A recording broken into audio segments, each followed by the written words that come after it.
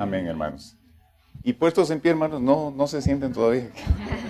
Aprovechando que están de pie, es momento de la lectura bíblica para este día, el cual se encuentra en el libro de Hechos 11, del 1 al 18. Libro de Hechos, capítulo 11, versículos del 1 al 18.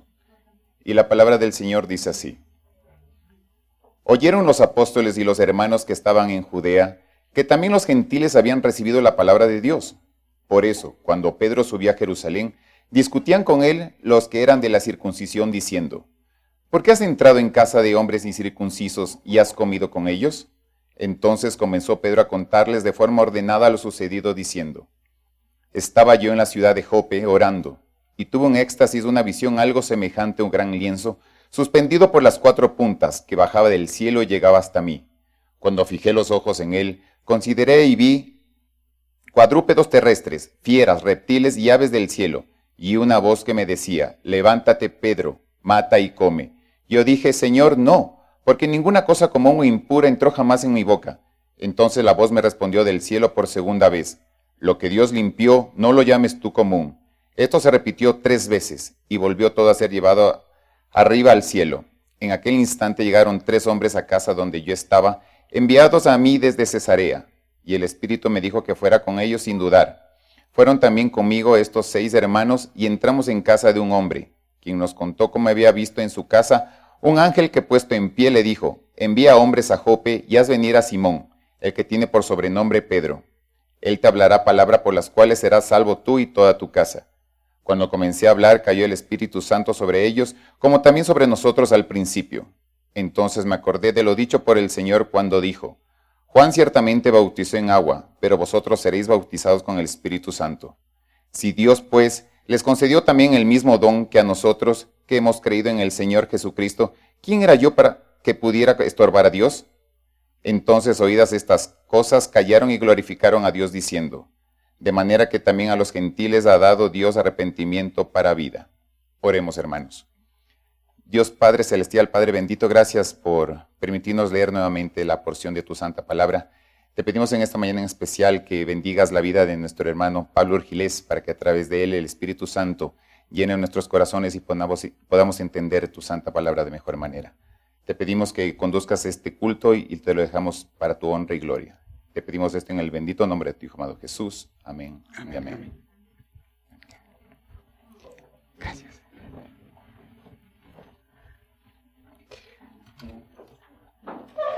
Hermanos, buenos días. Realmente un honor de nuevo estar junto a ustedes. Primero, para manifestar la palabra del Señor, porque estudiar la palabra de Dios le enriquece a uno y le da más llenura del Espíritu Santo, que es lo que vamos a ver ahora. Y segundo, pues por expresar mi agradecimiento a toda la iglesia por las oraciones y acompañamiento en la salud de mi esposa y dar gracias a Dios por su restauración y su recuperación. Bueno, vamos a orar un poco para poder este tiempo en manos del Señor. Padre amado, dejamos, Señor, este tiempo delante de ti, para que tu Espíritu Santo conduzca este culto y seas tú a través mío, limpiando mis labios, mi mente y mi corazón, para que tu palabra pueda ser expresada y que llegue, Señor, a los oídos, a las mentes y a los corazones de las personas y que pueda ser puesto en práctica. Transforma, Señor, nuestras vidas. Conviértenos, Señor, en cristianos con conducta adecuada delante de ti. Te damos gracias, Señor, por todo esto en nombre de Cristo nuestro Señor. Amén. Bueno, empezamos el culto, la prédica. Yo le había puesto como nombre, estaba sugerido, informe de Pedro a la iglesia en Jerusalén y defensa de su ministerio con los gentiles. Pero realmente debería llamarse, como dijo el pastor la semana pasada, la segunda Pentecostés o Pentecostés de los gentiles. Bueno, el libro de los Hechos nos narra 3 conversiones que abarcan a toda la humanidad. Y para poder entender esto, me gustaría que podamos revisar en sus Biblias, si tienen a mano, en Génesis, en el capítulo 9, en el versículo 18 y 19. Génesis capítulo 9, versículo 18 y 19. Y dice: y los hijos de Noé que salieron del arca fueron Sem, Cam y Jafet. Y Cam es el padre de Canaán. Estos 3 son los hijos de Noé, y de ellos fue llena toda la tierra. Acuérdense que por el diluvio pereció toda la humanidad y la tierra fue nuevamente poblada a través de los hijos de Noé, que son Sem, Cam y Jafet. Estudiamos en este capítulo de los Hechos cómo el eunuco etíope fue convertido hacia el cristianismo por medio de Felipe, pues este eunuco es descendiente de Cam. Luego vemos cómo Saulo de Tarso, descendiente de Sem, porque es del grupo de los semitas, fue convertido en su viaje a Damasco tras persecución de la iglesia. Y él fue convertido ahí, representa a toda la descendencia de Sem. Y en el caso de Cornelio, que es el que vamos a estudiar, que ya vimos la semana pasada y que vamos a reintegrar ahora, este es un representante de la familia de Jafet, porque este es de origen europeo. Y Jafet fue el que colonizó todo lo que es Europa. El Espíritu Santo utilizó un hombre, su palabra, para poder convertir o hacer conversiones de estos, ¿no? En el caso del eunuco etíope, el Espíritu Santo puso en el etíope el deseo de estudiar la palabra de Dios y estaba leyendo Isaías capítulo 3. Felipe fue tomado y llevado y le explicó de qué se trataba y le explicó de Jesucristo. Y de esa manera él fue bautizado y se convirtió. En el caso de Saulo de Tarso, Saulo había sido un fariseo, estudió toda su vida a los pies de Gamaliel, fue un erudito fariseo muy apegado a la ley y perseguidor de la iglesia. Pero cuando él estuvo presente en la lapidación de Esteban, él oyó el testimonio de Esteban y parece que este testimonio caló ya en su mente y en su corazón. Y posteriormente es el mismo Jesucristo el que se presenta delante de él y le dice: Saulo, ¿por qué me persigues? Y de ahí para adelante él empieza un período de educación directa de las manos del Señor Jesús, a través del estudio de la palabra que ya sabía. En el caso de Cornelio, si bien este Cornelio era un soldado romano, la cultura romana de ese entonces era una cultura politeísta, adoraban muchos dioses. Sin embargo, como nos dijo el pastor la semana pasada, él abrazó al Dios de Israel, a Jehová. Desechó todo lo que era el politeísmo, dejó todo de lado sus dioses y las adoraciones de su pueblo para adorar y servir a Jehová. Esto es lo que se llamaba en esa época un prosélito, es decir, a alguien que abrazaba la religión judaica. Y dice la palabra de Dios que él hacía muchas obras de caridad y adoraba a Dios verdadero, a Jehová, pero no conocía todavía de Jesucristo. Y es en el caso de Cornelio y de Pedro que el Espíritu Santo se encarga de los dos y prepara tanto a Cornelio como a Pedro para que se produzca la conversión. De esta manera hemos hecho un preámbulo para el capítulo que nos concierne ahora. Llegamos al capítulo 11. En este capítulo, Pedro defiende su ministerio con los gentiles y el evangelio avanza hasta Antioquía, que se verá la próxima semana. Bueno, cuando Pedro ya pasó lo de Saulo de Tarso y todo, es requerido en Jerusalén para que dé un informe de cómo así su conducta de ir a sentarse con los gentiles y comer con ellos y bautizarles. Entonces, empezamos por el versículo 1 que dice: oyeron los apóstoles y los hermanos que estaban en Judea que también los gentiles habían recibido la palabra de Dios. En este versículo se destacan 3 palabras. La palabra apóstoles, que se les llama ahora a los que fueron discípulos del Señor. Entonces ellos eran llamados, los 12, discípulos cuando el Señor Jesucristo vivía. El Señor se encargó durante 3 años de discipularles, enseñarles su doctrina, enseñarles el evangelio, y cuando el Señor muere, resucita y asciende al cielo, encarga a estos 12 a que transmitan el evangelio y les envía. La palabra apóstoles significa enviados. Entonces ya dejan de ser discípulos y se convierten en apóstoles. Estos 12 apóstoles son los únicos apóstoles que han existido. Hoy en día hay gente que se adjudica el nombre de apóstoles, pero que no tienen ningún asentamiento en la palabra del Señor ni respaldo bíblico. Los 12 son los que fueron nombrados directamente por el Señor Jesucristo, y obviamente Judas Iscariote, que fue reemplazado por Matías, y luego Saulo, que realmente fue el elegido del Señor Jesucristo cuando se presentó en Damasco, completan los 12 apóstoles. La otra palabra que vemos acá es la palabra hermanos. Esta palabra es una palabra que ya había usado el Señor Jesucristo. Esto podemos ver en Mateo, en el capítulo 23, en el versículo 8 y 9, donde Jesucristo dice: pero vosotros no os queráis que os llamen rabí, porque uno es vuestro maestro, el Cristo. Realmente el nombre de rabí o maestro es exclusivo del Señor Jesús. A veces nosotros utilizamos esta palabra aún para llamar a los especialistas en albañilería, en plomería, y les llamamos maestros. Deberíamos tener un poco de cuidado porque es un nombre sagrado, es el nombre del Señor Jesucristo. Él es el maestro, ¿no? Dice: y todos vosotros sois hermanos. El Señor Jesucristo ya dice que todos nosotros, tanto en esa época, hace 2000 años, como ahora, nosotros somos hermanos. Y aclara en el versículo 9: y no llaméis Padre vuestro a nadie en la tierra, porque uno es vuestro Padre, el que está en los cielos. Y si tenemos un solo Padre, quiere decir que cada uno de nosotros somos hermanos en Cristo, y porque tenemos un solo Padre.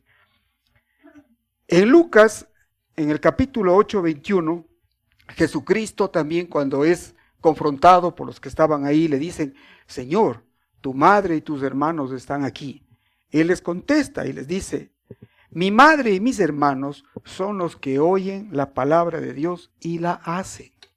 Este hincapié es fundamental. Si queremos realmente ser de la familia del Señor Jesucristo, tenemos que oír la palabra de Dios y hacerla. Tenemos que ser hacedores de la palabra, no solo oidores.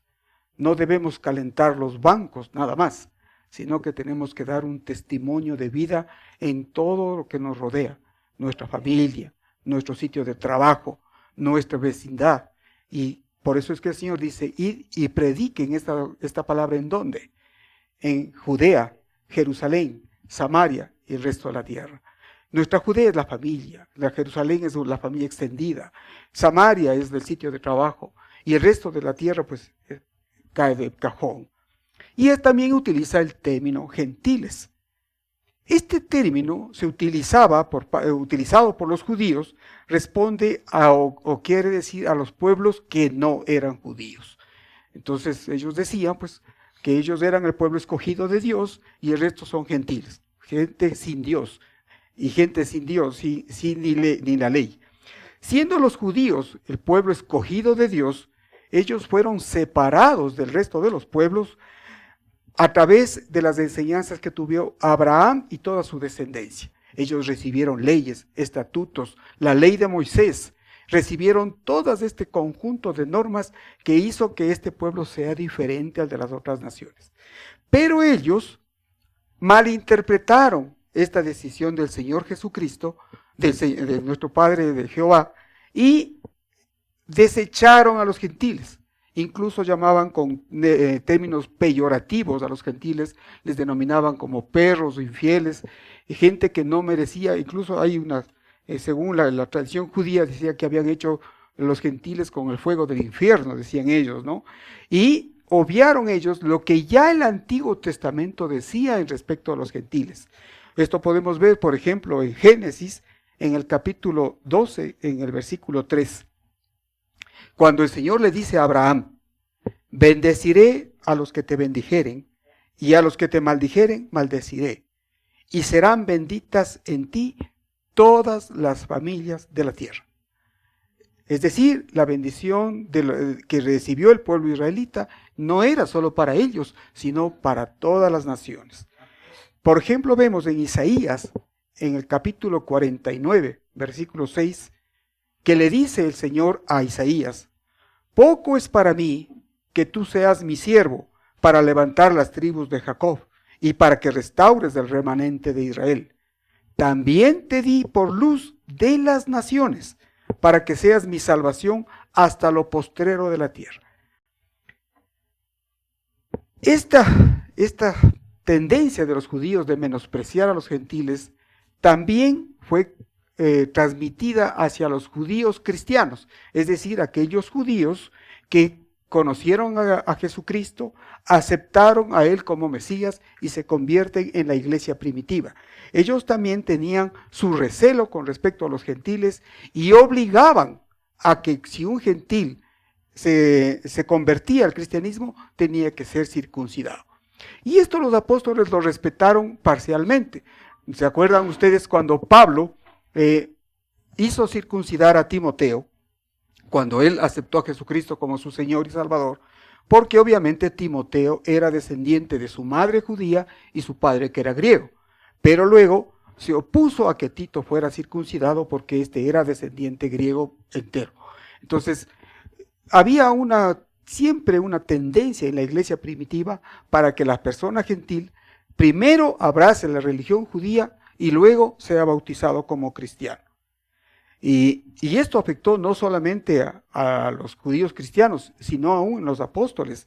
Podemos ver, por ejemplo, en Gálatas, en el capítulo 2, versículo 11, que Pablo le dice, pero cuando Pedro vino a Antioquía, le resistí cara a cara porque era de condenar, pues antes que viniesen algunos de parte de Jacobo, comía con los gentiles, pero después que vinieron, se retraía y se apartaba porque tenía miedo de los de la circuncisión.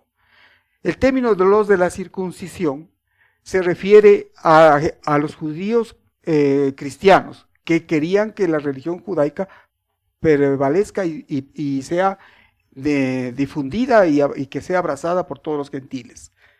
Entonces vemos cómo esto ocurrió incluso después de todo este episodio de Cornelio. Y dice que esta gente disputaban con él. Cuando la palabra de Dios dice disputaban, no era que tenían un altercado, sino que era una pelea que tenían, ¿no? Es decir, ¿cómo así se te ocurre a ti, Pedro, entrar en la casa de un gentil? Que era prohibido. Para un judío entrar en la casa de un gentil era completamente condenado. Y eran repudiados, podían ser hasta excomulgados. Peor aún, sentarse a comer junto con ellos y, no se diga, el que Pedro les haya bautizado. Entonces había un alboroto grande en la iglesia primitiva y los judíos le dijeron, ven acá Pedrito y vas a explicar tu conducta. ¿Qué es lo que te está pasando? Que estás rompiendo con nuestras tradiciones judaicas. Y en el versículo 3 dice, diciendo, ¿por qué has entrado en casa de hombres incircuncisos y has comido con ellos? Entonces comenzó Pedro a contarles por orden lo sucedido diciendo. Y aquí es interesante, Pedro no responde la contienda, sino que empieza a contar los hechos tal y como pasaron como su defensa. Es decir, él no toma una posición de defensa o de ataque, sino que empieza a narrar los hechos. Y luego dice en el versículo 5, estaba yo en la ciudad de Jope orando y vi en éxtasis una visión, algo semejante a un gran lienzo que descendía, que por las 4 puntas era bajado del cielo y venía hasta mí. Cuando fijé en él los ojos, consideré y vi cuadrúpedos terrestres, fieras y reptiles y aves del cielo. Y oí una voz que me decía, levántate Pedro, mátate y come. Y dije, Señor, no. Fíjese que en este caso, él está teniendo una visión del cielo, el Señor le está revelando, pero la tradición judaica es tan fuerte que le dice, Señor, no, porque nunca he comido algo inmundo, que era declarado, si ustedes leen Levítico y Deuteronomio, ahí se dice, ¿no? Estos animales son inmundos y nunca debe el judío comer. Pero acá él ve el lienzo con estos animales inmundos y le dice, Pedro, levántate, mata y come. Entonces la primera reacción es, le dice, no, porque ninguna cosa común o inmunda entró jamás en mi boca. Entonces dice la palabra de Dios, la voz me respondió del cielo por segunda vez y le dice, lo que Dios limpió, no le llames tú común. Y esto se hizo 3 veces y volvió todo a ser llevado arriba en el cielo. La pregunta aquí es, el que escribe el libro de los Hechos es Lucas, que es griego, y él utilizaba para poder escribir esto lo que era común en esa época, no había imprenta, y lo que tenían eran los pergaminos y los papiros. Estas plantas eran maceradas, que era el antecesor del papel, y les hacían rollos para poder ser escrito. De hecho, dice pues que en el libro de los Hechos cabía en un rollo que más o menos ocupaba un rollo 10 metros.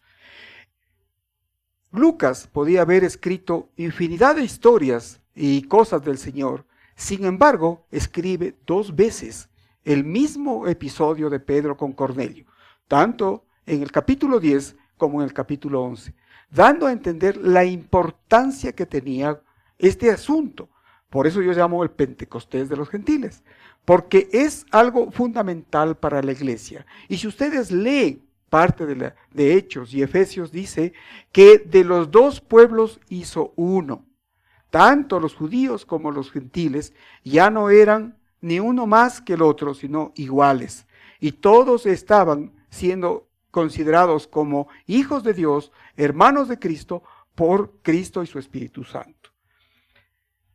Entonces esto es interesantísimo porque Lucas lo escribe 2 veces y él narra todo este episodio para hacer caer en cuenta a los judaizantes de la importancia de este evento que sucedió.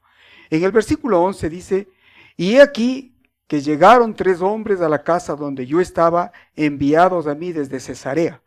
Y el Espíritu me dijo que fuese con ellos sin dudar, Fueron también conmigo estos 6 hermanos y entramos en casa de un varón. Aquí ya vemos el accionar del Espíritu Santo. Tanto Cornelio como Pedro recibieron palabra de Dios. Cornelio por medio de la visión de un ángel que se le presentó y dijo, envía a gente a Jope, a la casa de Simón el curtidor, donde está uno Simón que le llaman Pedro, que él va a explicarte en qué consiste el evangelio y serás salvo tú y tu casa. Porque hasta tanto Cornelio era habíamos dicho, un prosélito, pero no había oído hablar todavía de Jesucristo. El ángel le prepara de esta manera a Cornelio y también le prepara a Pedro con esta visión. Es decir, el gentil también es parte del proyecto de Dios. No es esto solamente atributo de los judíos, sino que la iglesia será conformada por judíos y gentiles y los dos serán conformados en un solo cuerpo. Ahora, Pedro, guiado por el Espíritu Santo, lleva 6 hermanos, con él 7, porque en la ley de Egipto se decía que 7 personas se necesitaban para firmar un documento que sea considerado importante. En cambio, en la ley romana, para que pueda ser avalado cualquier cosa, tenía que haber 7 testigos. Entonces, de esta forma, Pedro les dice, mire, fui yo y 6 judíos más, y entre los 7 vimos todo lo que les hemos contado. Es decir, esto está probado, caso cerrado, no hay discusión, no podemos seguir discutiendo con Dios, esto ya es un hecho. Y vemos cómo en los siguientes versículos, repitamos el 12 para poder tener una hilación, y el Espíritu me dijo que fuese con ellos sin dudar. Fueron también conmigo estos 6 hermanos, y entramos en casa de un varón, quien nos contó cómo había visto en su casa un ángel, que se puso en pie y le dijo, envía hombres a Jope, y haz venir a Simón, el que tiene por sobrenombre Pedro. Él te hablará palabras por las cuales serás salvo tú y toda tu casa. Y cuando comencé a hablar, cayó el Espíritu Santo sobre ellos también como sobre nosotros al principio. Pedro, cuando ya llega a la casa de Cornelio, explica el evangelio, es decir, anuncia a Jesucristo como el Mesías, que Él es el enviado del Señor, que nació, que vivió, que murió en manos de Poncio Pilato, que fue crucificado, que fue sepultado, que resucitó, que pasó con ellos 50 días y luego fue ascendido en el cielo. Todo esto es transmitido a Cornelio y ellos aceptan esto como verdadero. Y pasa lo que dice aquí en el versículo 15. Cayó el Espíritu Santo sobre ellos, también como sobre nosotros al principio. Nosotros al principio se refiere justamente a la conversión que tuvo en el periodo de Pentecostés 10 años atrás. Y esto lo vemos en el capítulo 10, en el versículo 44, que vale la pena volver a leerlo, que dice, mientras aún hablaba Pedro estas palabras, el Espíritu Santo cayó sobre todos los que oían el discurso.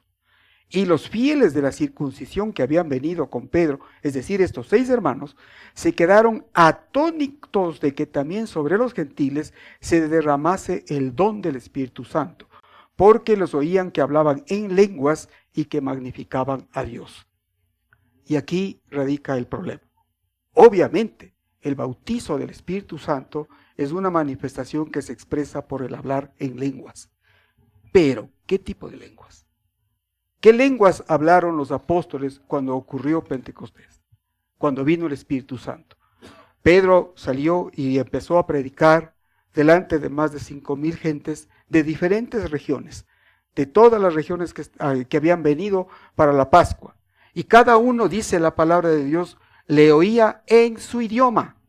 Es decir, son idiomas.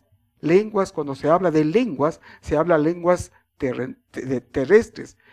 Por decir algo, inglés, alemán, portugués, español, etc.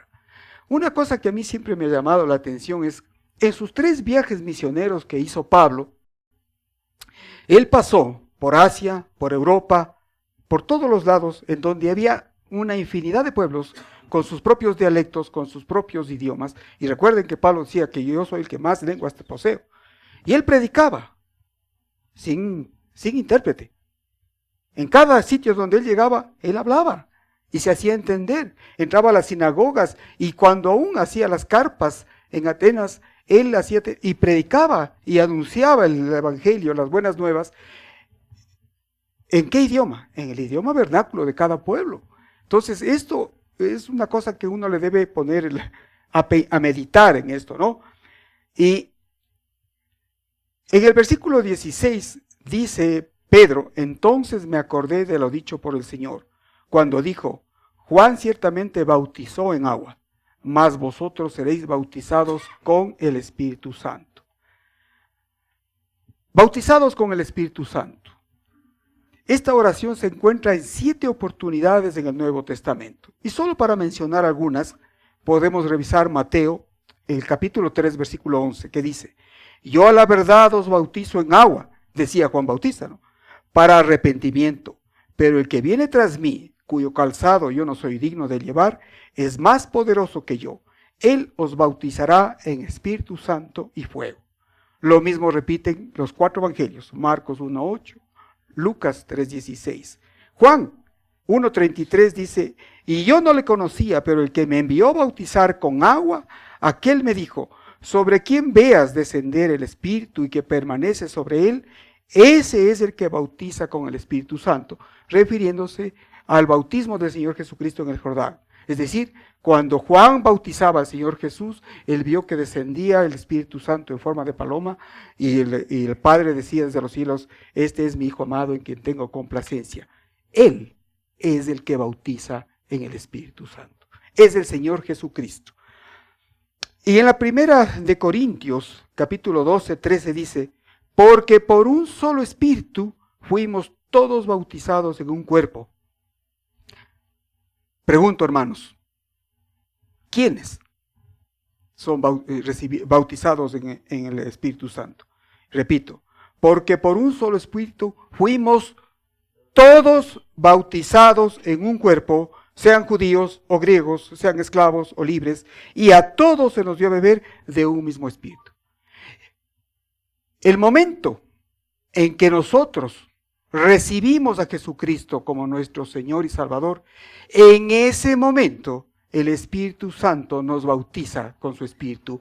¿Y nos bautiza en qué? En Cristo. Acuérdense en que la palabra bautizar significa sumergir, tomar la sustancia de. Y el mejor ejemplo de esto es cuando yo tengo un balde de pintura y meto una tela blanca, le sumerjo, saco esa tela y sale del color de la pintura. Si era roja, la tela será roja, si era azul, etc.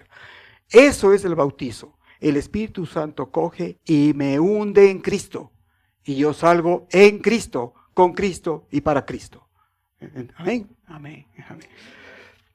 Bueno, se refiere a un acto único. El bautismo del Espíritu Santo pone a los creyentes al cuidado y protección del Espíritu Santo hasta cuando el Señor regrese.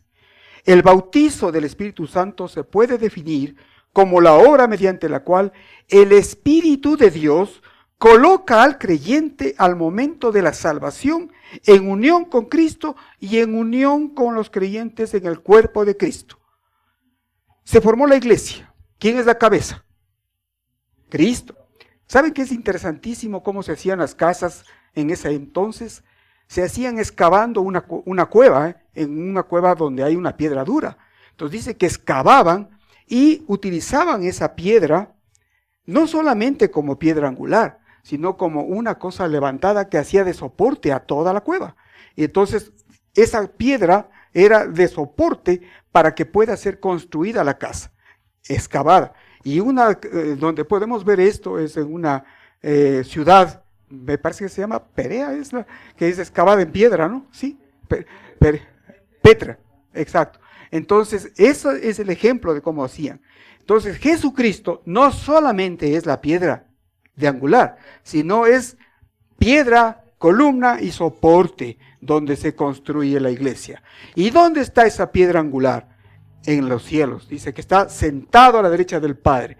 Y nosotros tenemos nuestra cabeza ahí y somos el cuerpo, somos las piedras vivas, somos los petros que edificamos la iglesia y que formamos el cuerpo del Señor Jesucristo. Por eso somos bautizados en Él. para Él y con Él. Amén. Bueno, continuamos.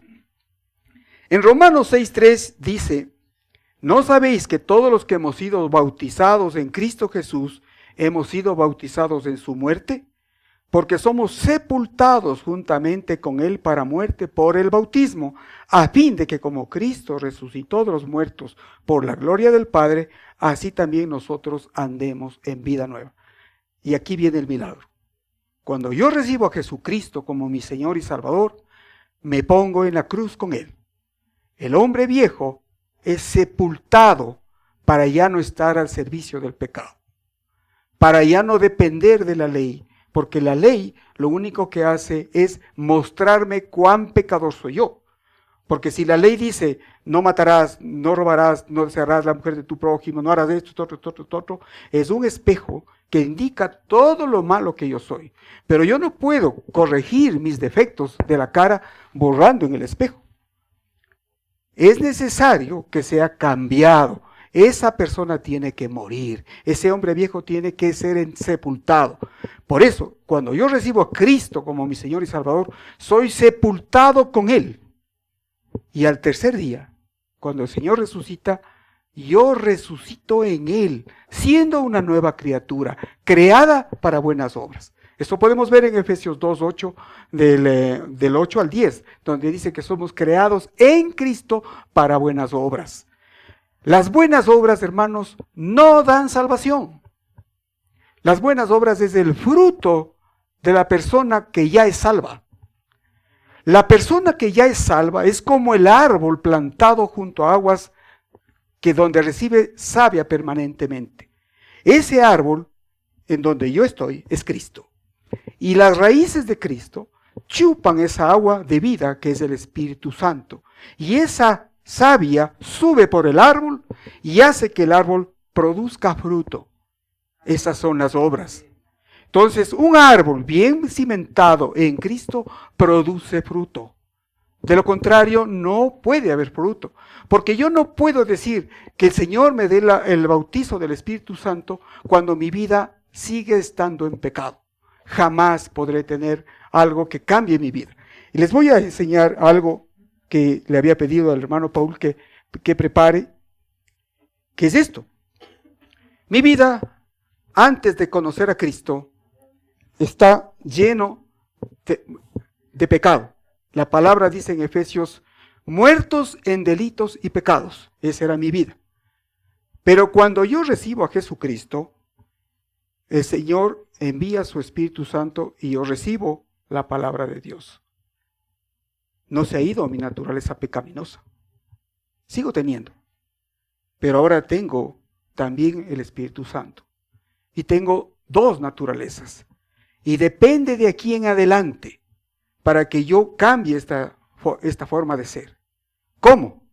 Dejando el hombre viejo que muera sepultado. Cuando yo muero sepultado, dejo de ser de esclavo del pecado. Y la fe viene por el oír. Y el oír, la palabra de Dios. Cuando yo empiezo a ser hacedor de la palabra,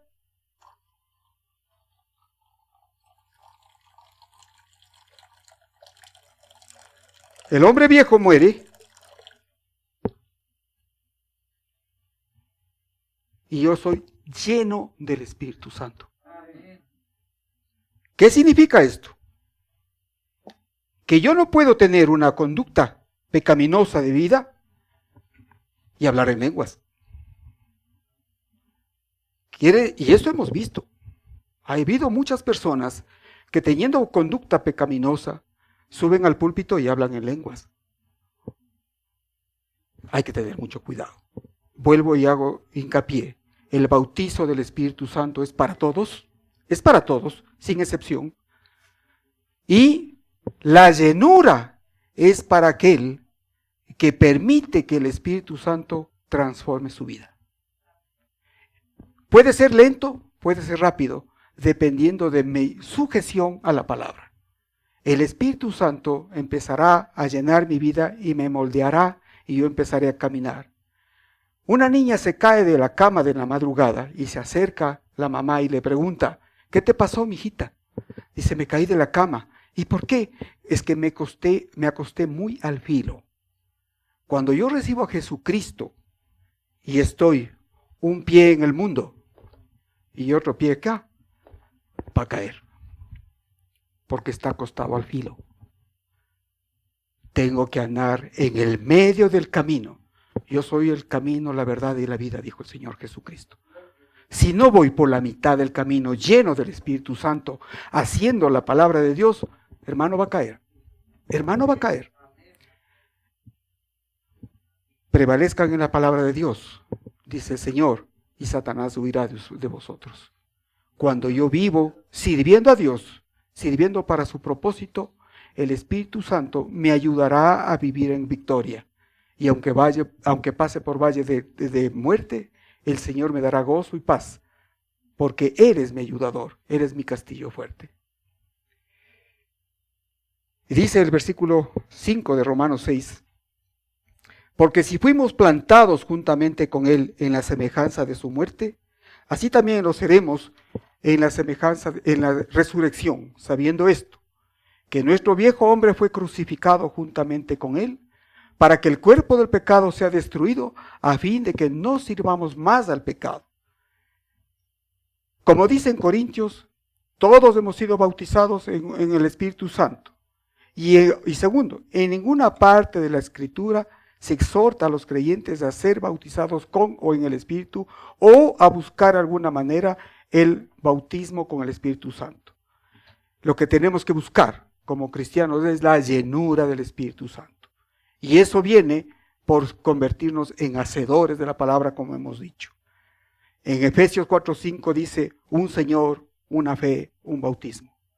Esto es la sola gracia, ¿no? De la Reforma, ¿no? Una sola palabra, la sola Escritura, un solo bautismo. Todos hemos sido bautizados en el Espíritu Santo. Nosotros tenemos que dejar que los dones que el Señor nos ha dado en el momento del bautizo sean expuestos para servicio de la iglesia. En conclusión, el Espíritu Santo, el bautismo del Espíritu Santo hace dos cosas. Nos une al cuerpo de Cristo, hace realidad nuestra crucifixión con Cristo y nuestra resurrección, y además nos hace partícipes en la iglesia. Somos hermanos, estamos en un solo cuerpo cuya cabeza es el Señor. Por esa razón, en el versículo 17 dice, y si Dios pues les concedió también el mismo don que a nosotros que hemos creído en el Señor Jesucristo, ¿quién era yo para que pudiese estorbar a Dios? Dijo Pedro. Y de esta manera, los judíos oyeron el testimonio de Pedro, se quedaron atónitos y no pudieron discutir nada. En Hechos 2:4 dice, y fueron todos llenos del Espíritu Santo y comenzaron a hablar en otras lenguas según el Espíritu les daba que hablasen. Esto hablando del Pentecostés primero, ¿no? Y oídas estas cosas en el 18, callaron y glorificaron a Dios diciendo, de manera que también a los gentiles ha dado Dios arrepentimiento para vida. Se convencieron de lo que había ocurrido con los gentiles, aceptaron, pero más tarde los judaizantes fueron piedra de tropiezo en la iglesia del primer siglo, tratando de, incluso persiguiendo a Pablo por donde él pasaba, para desacreditarlo y querer hacer que se vuelvan judíos los gentiles que se habían convertido al Señor. Y casi lo logran muchas veces, ¿no? Es por esta que nosotros ahora somos herederos y coherederos en Cristo de una herencia preciosa. Somos hijos de Dios, hermanos en Cristo y coherederos de Él, para anunciar las virtudes de aquel que nos amó primero y que tenemos que anunciar a cada uno de los hermanos y de nuestro conglomerado esta bendición que no la tienen todos, porque muchos son los llamados, pero pocos son los escogidos. Vamos a orar, hermanos. Padre bendito, cuántas gracias te doy, Señor, porque tu palabra ha sido expuesta. No permitas que vuelva vacía, Señor. Cambia corazones, cambia mentalidades, y que pueda expandirse tu reino para honra y gloria de tu nombre. Te damos gracias, mi Dios, por este tiempo y te pedimos, Señor, que ahora que hemos oído esto, seamos hacedores de la palabra y que busquemos la llenura del Espíritu Santo para hacerte gratos, como decía la canción, grata ofrenda delante de ti, Señor, para hacer nosotros, nuestra vida, nuestro compromiso diario de servirte, amarte y ser útiles en los propósitos tuyos. En nombre de Cristo nuestro Señor. Amén. Amén.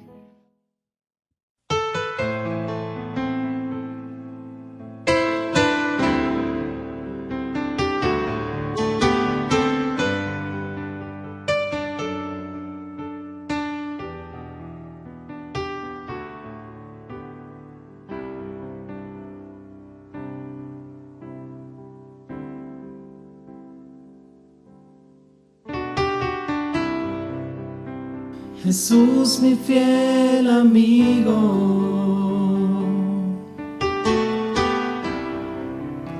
mi dulce caminar,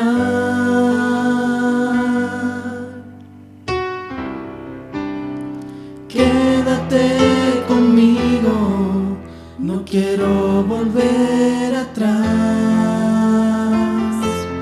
no quiero volver atrás.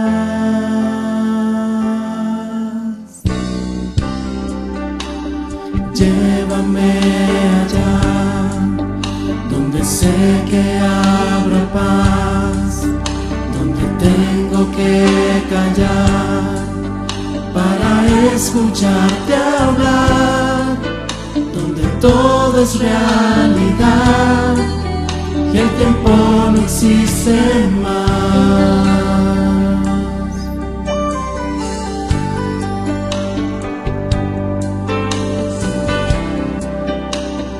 Una y otra vez, al estar yo junto a ti, no me puedo contener. Cuando me miras así, ya no hay nada que decir, eres todo para mí.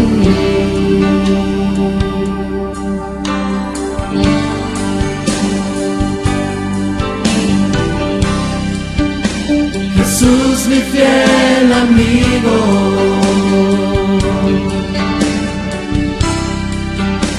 mi dulce caminar,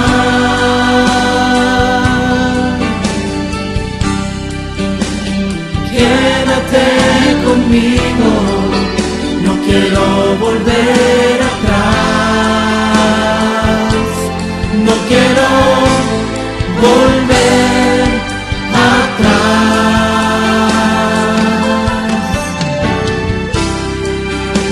Jesús, mi fiel amigo,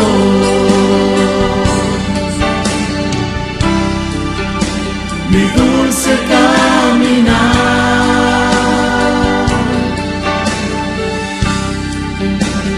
quédate conmigo, no quiero volver atrás, no quiero volver atrás, no quiero volver atrás, no quiero volver atrás.